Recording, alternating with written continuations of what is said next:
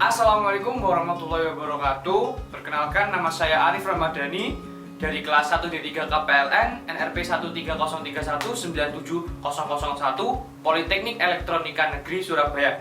Di kesempatan kali ini saya akan menjelaskan menggambar perencanaan instalasi listrik industri menggunakan aplikasi AutoCAD tahun 2019. Langsung saja ke videonya. Oke, baik, kita sekarang berada di aplikasi AutoCAD. Jadi dalam merencanakan instalasi listrik industri ini bisa menggunakan aplikasi apa saja menurut keahlian masing-masing.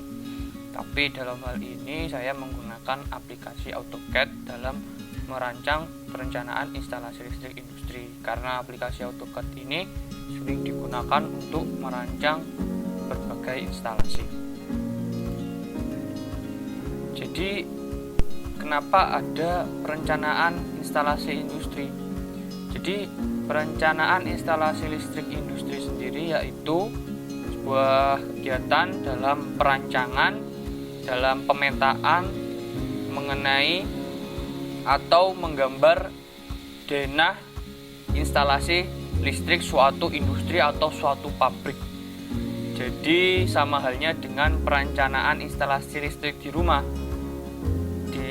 di mana di sini yang dirancangkan atau yang direncanakan yaitu instalasi listrik suatu industri atau suatu pabrik, di mana instalasi listrik industri di sini mempunyai daya kira-kira di atas 100 kV ampere. Sebelumnya saya mengulas lebih dalam lagi atau memberikan pengertian lagi bahwasanya instalasi industri itu disebut juga dengan instalasi tenaga, yaitu merupakan bagian dari ruang lingkup instalasi dan pemanfaatan tenaga listrik. Jadi pengertian dari instalasi listrik tenaga adalah pemasangan komponen-komponen peralatan listrik untuk melayani perubahan energi listrik menjadi tenaga mekanis dan kimia. Jadi syarat-syarat instalasi listrik tenaga, syarat ekonomis instalasi listrik tenaga harus dibuat sedemikian rupa sehingga harga dari keseluruhan instalasi itu, ongkos pemasangan dan ongkos pemeliharaannya semurah mungkin. Jadi rugi-rugi daya listrik yang hilang harus kecil mungkin, dan rugi tegangan maksimal yaitu 5% dari tegangan sumber. Jadi definisi yang lebih spesifik dari instalasi industri yaitu instalasi listrik yang dimulai dari atau setelah APP, lalu diteruskan ke instalasi sirkuit utama, lalu ke PHB utama, sirkuit cabang sampai dengan sirkuit terakhir.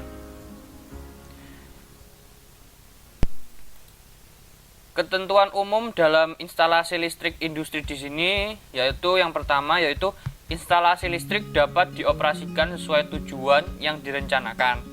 Terus lalu yang kedua yaitu memenuhi syarat keselamatan manusia. Yang ketiga memenuhi syarat keamanan instalasi listrik beserta perlengkapannya.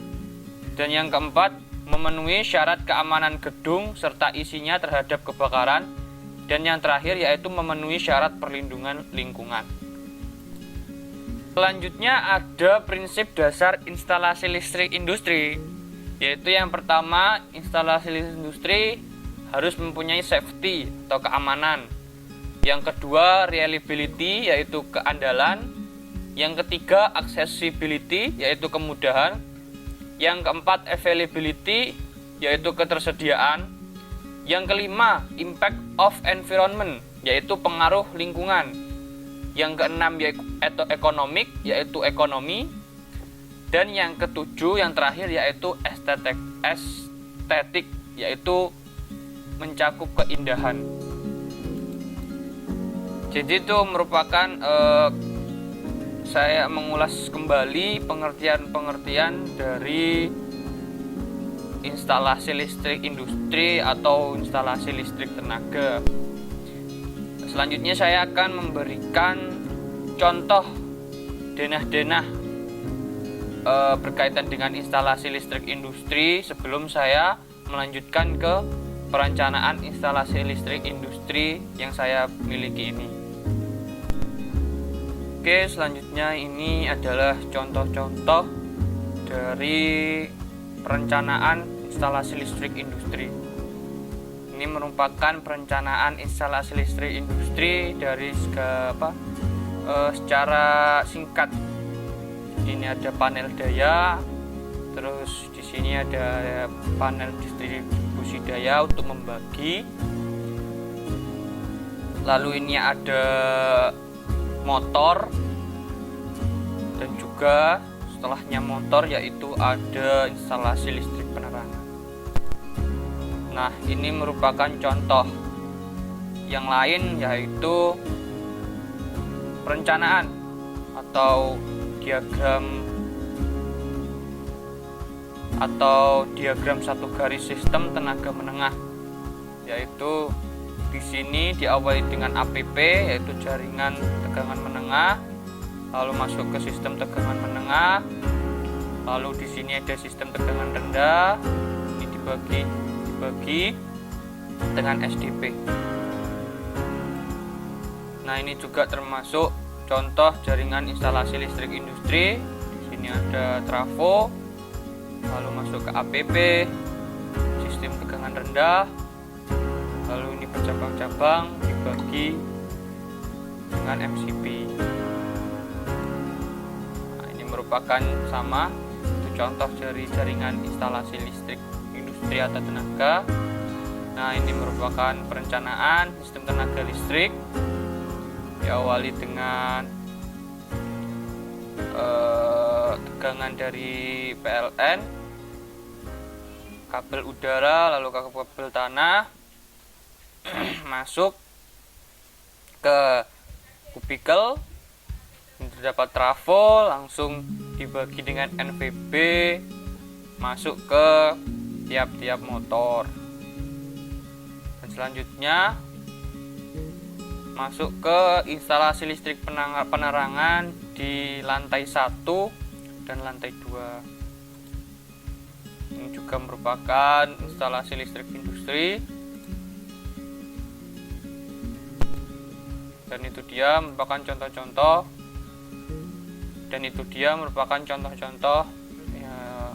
instalasi listrik industri, perencanaan instalasi listrik industri. Oke, lalu kembali ke perencanaan instalasi listrik industri saya. Jadi saya di sini merencanakan instalasi listrik industri pabrik roti, yaitu dia mempunyai daya 250 kVA, lalu frekuensi 50 Hz, tegangan 380/220, 3 fase. Karena dayanya 250 kVA, maka di dalam golongan tarif PLN dia termasuk golongan I3.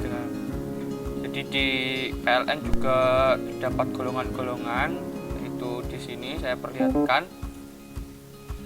Jadi di sini untuk golongan R1 sampai R3 itu rata-rata buat industri kecil atau perumahan biasa.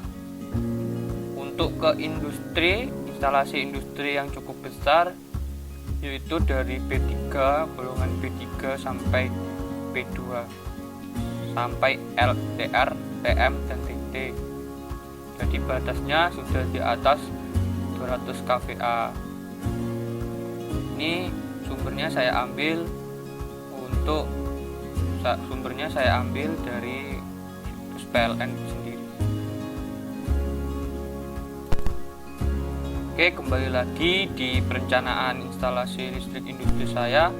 Baik, di dalam instalasi listrik industri saya ini dimulai dari sistem TR, tegangan rendah, yaitu disalurkan dengan kabel tanah dengan tipe N2X SEKBY 3x240 meter dengan kapasitas sekitar arus 380 ampere.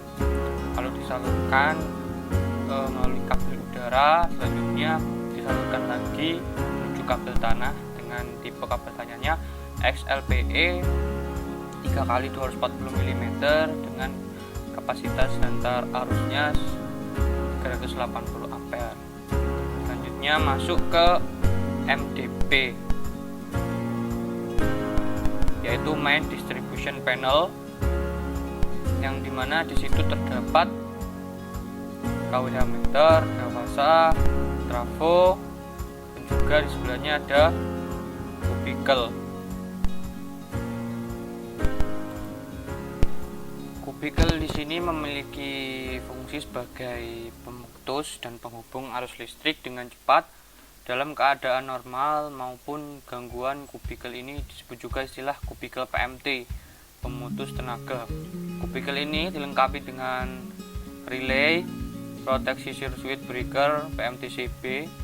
Kubikel ini bisa dipasang sebagai alat pembatas pengukuran dan pengaman pada pelanggan tegangan menengah current transformer yang terpasang memiliki double sekunder, satu sisi untuk mensuplai arus alat ukur ke KWH dan satu sisi lagi untuk menggerakkan relay proteksi pada saat terjadi gangguan. Selanjutnya terdapat air circuit breaker, yaitu ACB. Apa ACB itu? Air circuit breaker itu dapat diartikan sebagai suatu alat yang berfungsi sebagai pemutus rangkaian dari memanfaatkan udara untuk meredam timbulnya busur api saat ACB ini dinyalakan. Seperti halnya MCB dan MCCB, ACB juga berfungsi sebagai pemutus dan penghubung rangkaian listrik. Selain itu juga memiliki kemampuan memutus secara otomatis saat dibebani dengan arus yang melebihi kapasitas maksimal ACB tersebut. Jadi kapasitasnya ini 2500 ampere. Apabila lebih dari itu maka ACB itu akan trip atau mati. Lalu di sini terdapat sebenarnya ada panel cabang SDP, yaitu subdistributor panel. Oke, langsung saya masukkan ke SSDP, yaitu sub-distributor panel, yang terdiri dari PHB untuk motor-motor, dan juga PHB ke penerangan. Jadi panel hubung bagi atau PHB di sini terdiri dari sebuah NVB, saklar, lalu terhubung ke motor-motor. Jadi NVB di sini untuk spesifikasinya, untuk pemilihan spesifikasi dari NVB di sini terdapat rumusnya, yaitu nanti saya akan beritahu rumusnya. Jadi di sini saya menggunakan NVB 3x125 ampere. Jadi di sini saya menggunakan NYY 3x50 mm dengan KHA 100 ampere. Karena di sini saya hubungkan dengan motor yang mempunyai beban 50 kW. Selanjutnya di sini sama dengan yang atas, saya menggunakan NVB 3x125 ampere dengan kabel NYY 3x50 mm dan KHA 100 ampere, dan saya hubungkan ke 50 kW motor. Selanjutnya di sini saya menggunakan spesifikasi NVB yang berbeda, yaitu 3x250 ampere dengan saklar. Saya menggunakan kabel NYY dengan spesifikasi 3x70 mm dengan KHA 207 ampere karena saya hubungkan dengan motor dengan daya 100 kW. Selanjutnya masuk ke bagian PHB untuk penerangan. Saya menggunakan NVB spesifikasi dengan berbeda lagi, yaitu 3x40 ampere. Lalu ada MCB 3x25 ampere. Lalu masuk ke penerangan, kipas angin, dan lain-lain yang besar 12.480 watt. Sebelumnya saya belum menjelaskan ya tentang PHB itu. PHB merupakan singkatan dari perlengkapan hubung bagi, yang mana satu perangkat perlengkapan listrik berupa alat hubung, alat pengaman, alat ukur, dan alat indikator lainnya yang terpasang pada satu tempat. Fungsi dari PHB tersendiri yaitu sebagai alat penghubung antara sumber tenaga listrik dengan alat pemanfaatan tenaga listrik. Dan yang kedua yaitu fungsi PHB adalah sebagai alat pembagi tenaga listrik ke instalasi pemanfaatan tenaga listrik. Kriteria pemilihan PHB yang pertama yaitu PHB, setelah definisi dari PHB mempunyai kriteria dalam pemilihannya.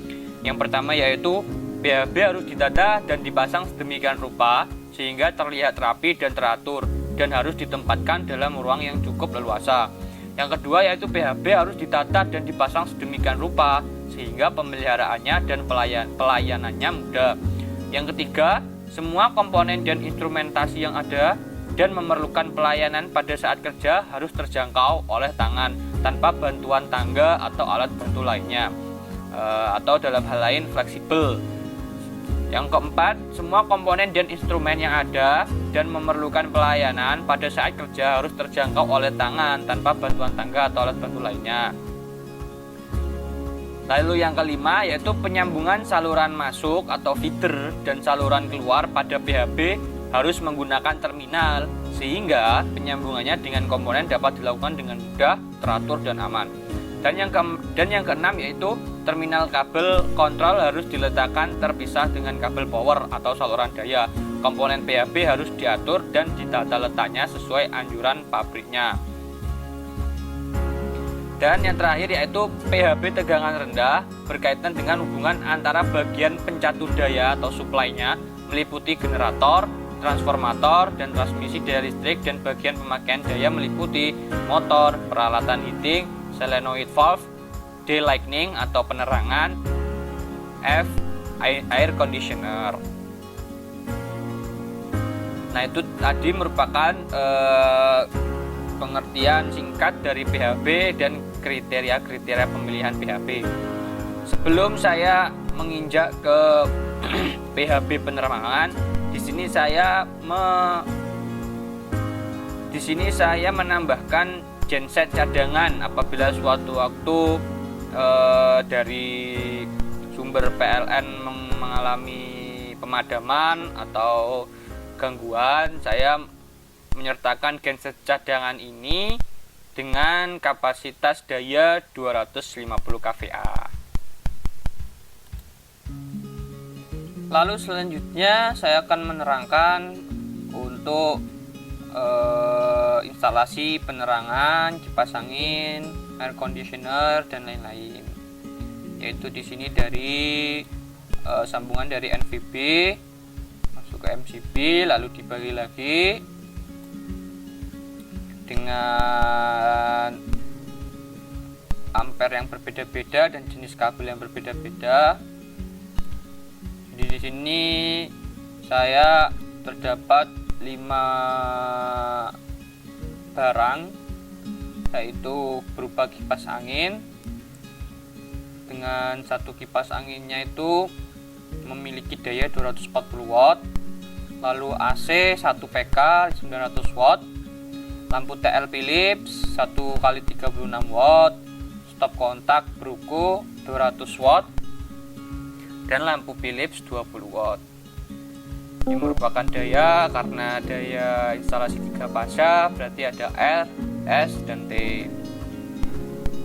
Lalu untuk total semua yang terpasang yaitu 12.480 watt.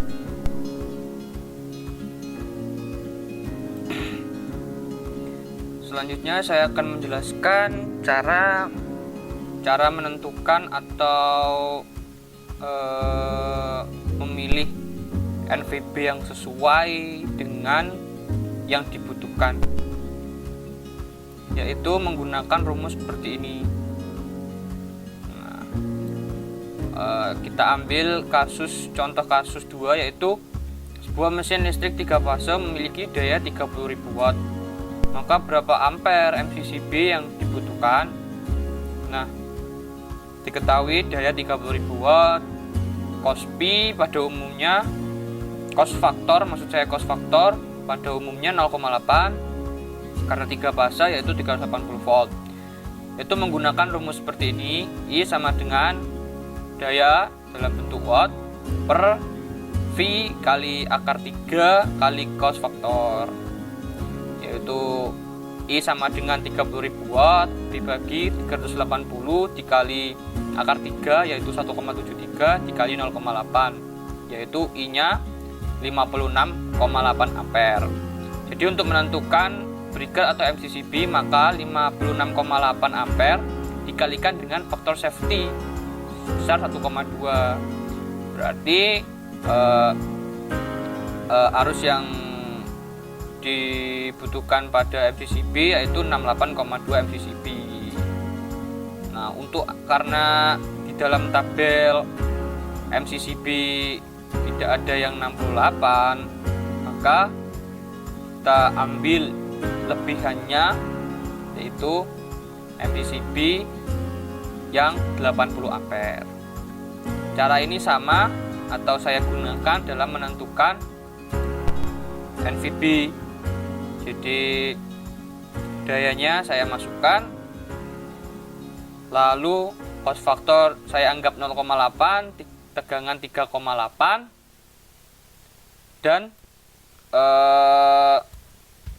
dan didapatkan NVB sebesar 3 kali 125 ampere. Jadi seperti itu dalam menentukan MCCB atau NVB.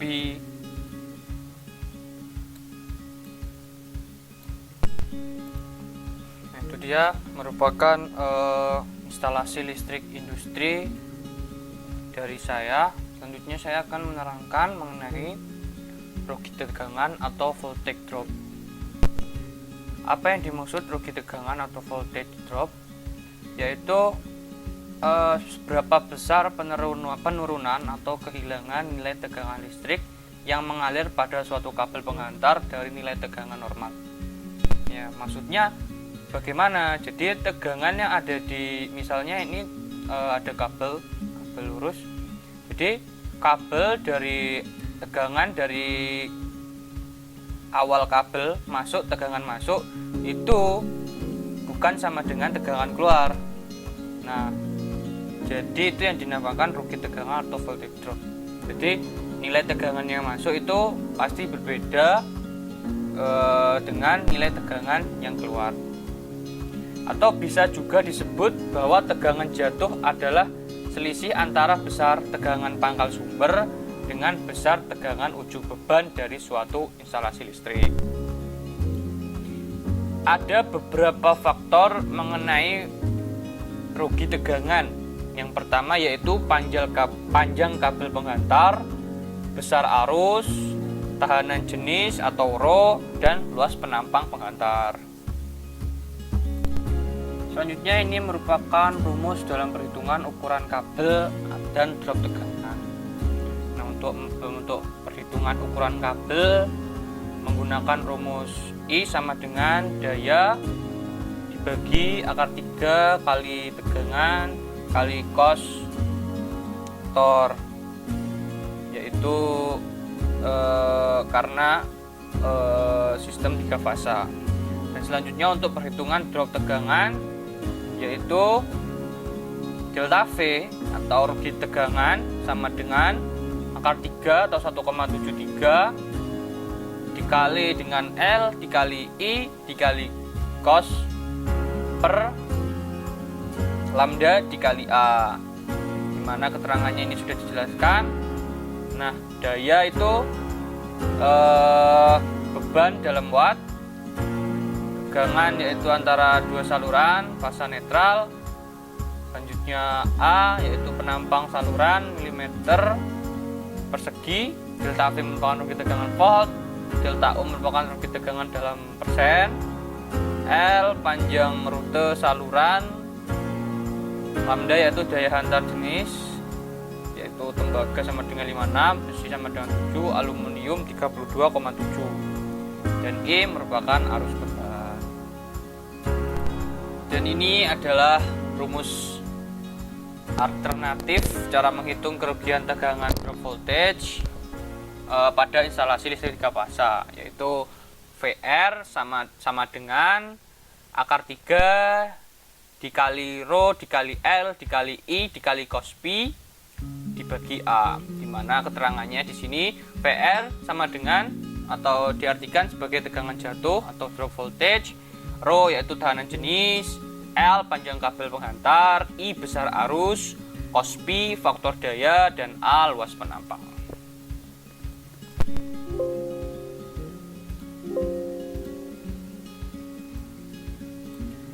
Baik, mungkin itu saja yang bisa saya sampaikan mengenai perencanaan instalasi listrik industri pabrik roti. Apabila ada salah dalam penyampaian atau salah dalam menjelaskan, saya mohon maaf yang sebesar-besarnya.